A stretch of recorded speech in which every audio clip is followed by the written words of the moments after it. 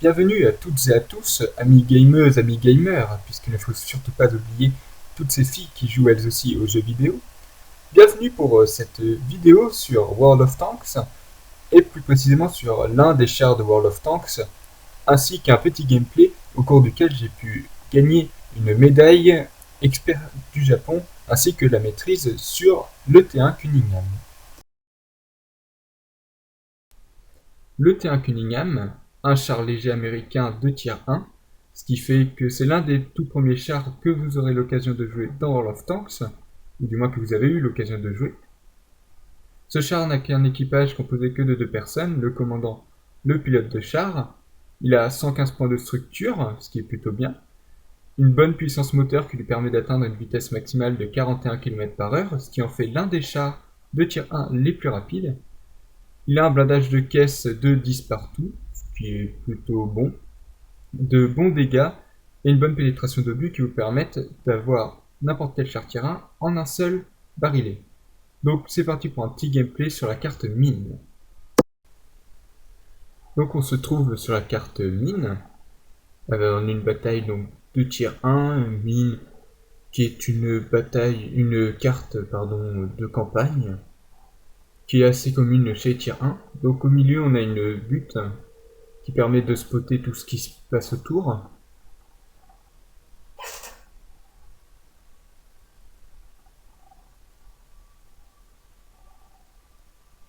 On a sur la gauche une île qui est bien pour les snipers, qui peuvent ainsi tirer sur ce qui est au milieu et contourner. Une ville à droite qui offre un certain couvert vis-à-vis de ceux qui se trouveraient sur la colline. Colline qui est importante à prendre puisqu'on peut scouter tous ceux qui passent autour et surtout aider ceux qui se trouvent en hold-down au milieu. Donc c'était mon but ici, monter sur la colline pour pouvoir scouter toute la team et surtout trouver le héros dessus qui était ma cible prioritaire. C'est la raison pour laquelle d'ailleurs j'ai chargé des obus gold avec moi. Donc là j'ai de la chance parce que la team adverse n'a pas été assez réactive pour monter sur la colline, qui est quand même un endroit assez stratégique sur cette carte. Par contre, ce qui est assez étonnant pour une bataille de tier 1, c'est qu'ils ont fait le tour par l'île. Là, un exemple du burst du T1 Cunningham. On peut faire n'importe quel char en un seul barillet en moins de 5 secondes. Enfin, du moins n'importe quel char T1. Donc là, j'ai trouvé mon héros dessus. Donc je charge mes obus gold, puisque le héros dessus a un blindage frontal de 30 mm. Ce qui en fait là, je dirais, une tuerie vis-à-vis des batailles de char tier 1. D'autant plus qu'il a un gun assez précis. Donc là, hop, je l'ai fini. Ça va parce que j'ai pas pris trop cher vis-à-vis du T1 Cunningham qui était en soutien du héros dessus. Donc je recharge et maintenant j'ai plus qu'à redescendre pour finir le travail. Voilà, là on a un FT français donc, qui se ramène. À gauche, en bas, ils ont réussi à bien gérer ceux qui sont passés. Du moins, ils arrivent à les retenir. Hop. Donc là, c'est bien parce que la team a fait le tour autour au niveau de la droite. En bas, donc ça n'avance pas, donc c'est parfait pour moi.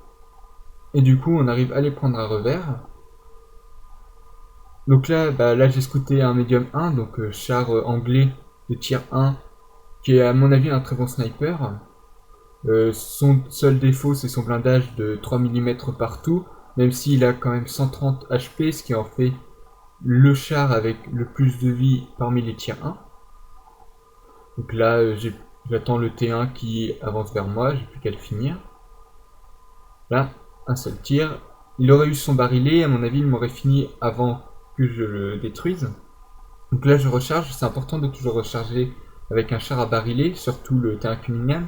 Parce que comme ça, quel que soit l'ennemi que vous rencontrez, vous pouvez le détruire en un seul barillet. Là, hop, je scoute le reste de la team. Là, mon ping qui s'envole, oui, ça arrive.